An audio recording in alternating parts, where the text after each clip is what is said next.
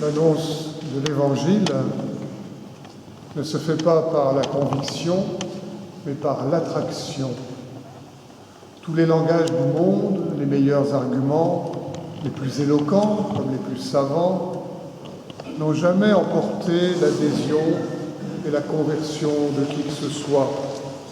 Certes, attention, la science de la foi est nécessaire. Elle est nécessaire à la foi qui cherche à se comprendre.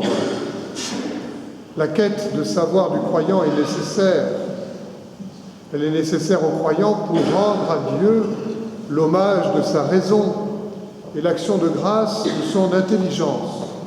Mais ce n'est pas ainsi que le croyant est devenu croyant. Nul n'a non plus jamais été ni convaincu ni converti par la logique imparable du pari de Pascal. Si Dieu n'est pas, que je crois, je ne perds rien. Si Dieu est, que je ne crois pas, je perds tout. Donc, logiquement, il vaut mieux croire. La logique non plus ne suffit pas à emporter l'adhésion de la foi. C'est par attraction que l'on vient au Seigneur, par attirance que l'on entre dans la foi, par affection que l'on demeure croyant. Cette attraction, cette attirance et cette affection sont les effets de l'amour et de la charité qui sont une seule et même chose.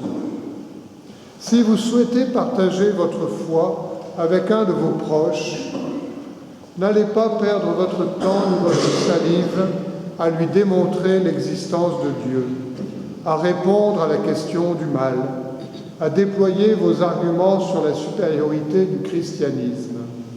Dites-lui simplement pourquoi la foi vous est nécessaire, comment le Christ vous a séduit, en quoi votre foi change votre existence et combien cette vie avec le Seigneur est source continuelle de joie, spécialement dans les épreuves et les difficultés de l'existence.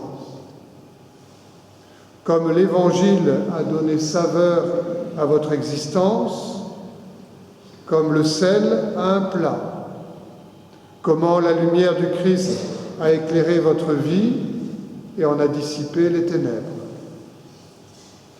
Et votre interlocuteur, s'il a constaté par lui-même qu'en effet, vous n'êtes pas comme tout le monde, que vos comportements ne sont pas ceux de tous, que vos actes témoignent de celui qui vous habite, qu'une joie mystérieuse vous donne force peu commune, alors il vous croira et ne sera pas loin de croire tout court. C'est ainsi, par l'attraction et la séduction de l'exemple, que l'on dispose ce qui vous entoure à se laisser attirer et séduire par le Seigneur. Tel est le sens de ces paraboles du sel et de la lumière. La force du sel est juste de saler. La force de la lumière est juste d'éclairer. Cela fait partie de leur nature. Le sel donne du goût parce qu'il est du sel. La lumière attire parce qu'elle est la lumière. En goûtant le plat, on sait qu'il est salé et l'appétit grandit. Et le voyageur égaré dans la nuit se dirige naturellement vers une lumière aperçue au loin. La force de la foi véritable est d'attirer à Dieu. La puissance de l'amour et de la charité est de conduire à l'amour. La grâce de la joie est de rayonner et d'apaiser ceux qui s'approchent. C'est ainsi que le croyant est en lui-même sel et lumière, car simplement par la foi qui transforme la vie, il donne goût à l'existence, il éclaire ceux qui l'entourent, il réjouit les cœurs fatigués. Comprenez que c'est là une nature profonde de la foi, cette dimension épiphanique, un mot pour dire une révélation, une manifestation, quelque chose qui se donne à voir, qui se présente au regard. La première attraction, qui est celle du regard, avant même qu'une parole ait été prononcé. Le Seigneur ne se démontre pas, mais il se montre. Le Seigneur ne se connaît pas, mais il se donne à connaître. Le Seigneur ne se trouve pas, il se révèle. Et le Seigneur se révèle créateur en créant, sauveur en sauvant, amour en aimant. Ainsi en est-il du croyant véritable, qui est un témoin par ce qu'il est et non par ce qu'il dit. Le croyant témoigne de sa foi, il ne la démontre pas, mais il la montre, et elle est évidente. Elle se manifeste, elle se donne à voir et à découvrir. Elle se révèle par elle-même, comme le sel sale, comme la lumière éclaire. Ainsi le croyant témoigne du Seigneur, de soi-même et par soi-même. Il annonce avec clarté l'évangile du Christ et les œuvres évangéliques de sa vie chrétienne en attestent. Comme Jésus le dit de lui-même d'ailleurs, « Si vous ne me croyez pas, croyez à cause de mes œuvres. Si vous ne croyez pas ce que vous entendez, croyez à cause de ce que vous voyez. »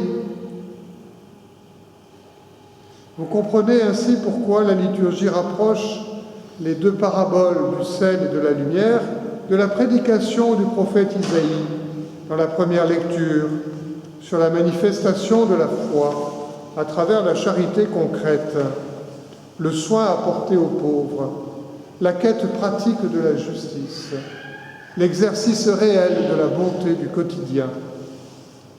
La vérité de la foi ne se démontre pas par des mots, mais par des actes. La vérité de la foi est compagne de la manifestation de la bonté, de la recherche constante de la justice. C'est ainsi que l'on peut expliquer la fécondité étonnante des missionnaires, hommes et femmes, des siècles derniers, les oblats qui sont partis dans des pays lointains, dont ils ne connaissaient pas la langue, dont ils ne connaissaient pas les cultures, dont ils ignoraient tout. Et ils ont tout appris, bien sûr. Ce n'est pas leur éloquence, dans des langues qu'ils maîtrisaient si mal, qui a pu attirer à l'Évangile. C'est leur manière d'être, leur exemplaire don de soi dans des conditions difficiles et leur charité active envers les plus démunis. Ce qu'ils ont donné à voir du Christ et de l'Évangile, à travers ce qu'ils étaient, a provoqué les regards à la curiosité, puis à l'affection, et enfin à l'envie de les imiter. Nous pouvons ainsi retenir pour nous-mêmes ces deux préceptes. Le premier, tu convertiras non par conviction mais par attraction. Le second, le premier langage de la foi est l'exercice de la charité. La charité est le plus grand des dons de Dieu.